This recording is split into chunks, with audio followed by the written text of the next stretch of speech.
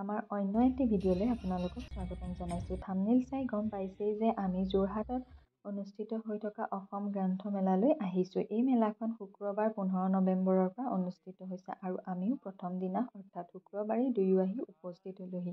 তাৰ পৰিৱেশ বৰ ভাল লগা আছিলে। বিভিন্ন ঠাইৰ পৰা দিল্লী, কলকাতা, গুৱাহাটী আৰু যোৰহাটকে ধৰি বিভিন্ন ঠাইৰ দোকানীসমূহে আহি ইয়াত বিপণী দিছেহি আৰু ইয়াৰ লগতে বিভিন্ন বিদ্যালয়ৰ ছাত্ৰ-ছাত্ৰীসকলেও নিজৰ প্ৰতিভা এই গ্ৰন্থমেলাখনত দাঙি ধৰিছে। আহকচোন চাওঁ আমি ছাত্ৰ-ছাত্ৰীসকলৰ কেইটামান প্ৰতিভা।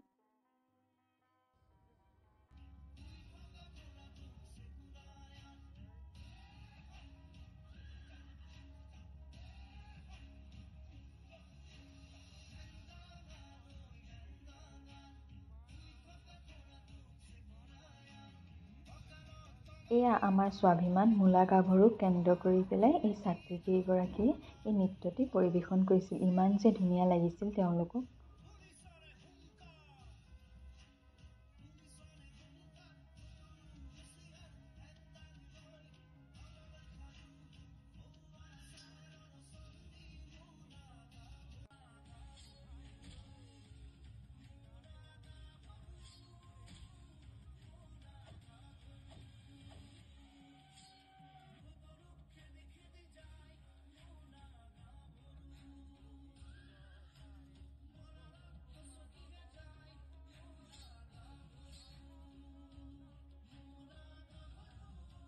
ইয়াৰ পাছতেই 1935 চনত মুক্তিলাভ কৰা আমাৰ প্ৰথমেই অসমীয়া বোলছবি জয়মতীত অভিনয় কৰা প্ৰথম মহিলা অভিনেত্ৰী আইদেউ সন্দিকৈৰ জীৱনক কেন্দ্ৰ কৰি এই ছাত্ৰীকেইগৰাকীয়ে নৃত্য প্ৰদৰ্শন কৰিছিল।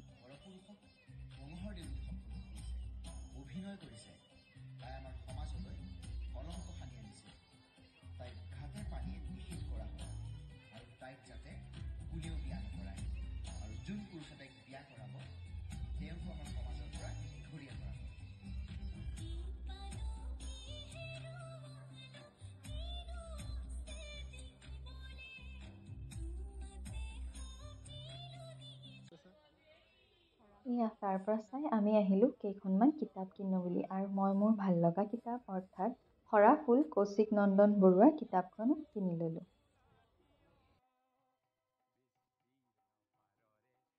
এইখিনিতে আপোনালোকক এটা কথা কৈ দিওঁ যে এই গ্ৰন্থমেলাখনিত ডিছকাউণ্ট দিছে, অৰ্থাৎ সৰা ফুলখনৰ দাম 160 টকা আছিল, ল'লে 145 টকা আৰু তেনেকৈ এই গ্ৰামাৰখনৰ দাম আছিল 400 টকা, লৈছিল 360 টকা। এনেকৈ আমি দুয়োখন কিতাপ কিনি গ্ৰন্থমেলাৰ পৰা বিদায় লওঁ বুলি ওলাই আহিলোঁ।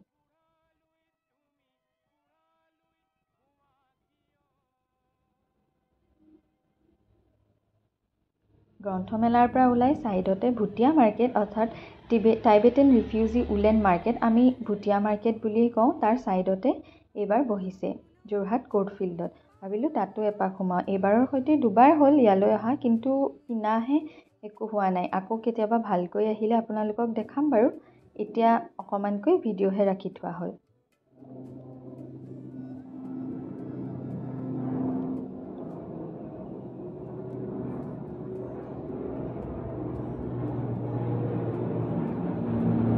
ভুটীয়া মাৰ্কেটৰ পৰা ওলাই ইমানেই দুয়োজনৰে ভোক লাগিছিল, পটককৈ ক'ত খাবলৈ পাম বুলি ভাবি আমি গ'লোঁ ব্ৰেক টাইমলৈ। এই ৰাস্তাটো যোৰহাটীয়ানসকলৰ প্ৰায়েই চিনাকি। এইটো হৈ গ'ল TRP ৰোড। এইফালেদি গৈয়ে আমি ব্ৰেক টাইমখন পাওঁগৈ আৰু সেইমতে আহি ব্ৰেক টাইম পালোঁহি আমি।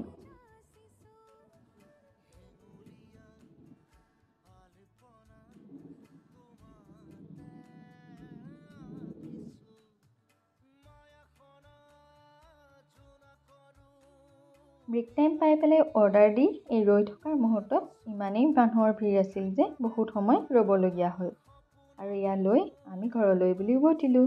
আমাৰ যদি ভিডিঅ'টো চাই ভাল পালে তেতিয়াহ'লে লাইক কৰিবলৈ নাপাহৰিব। ধন্যবাদ।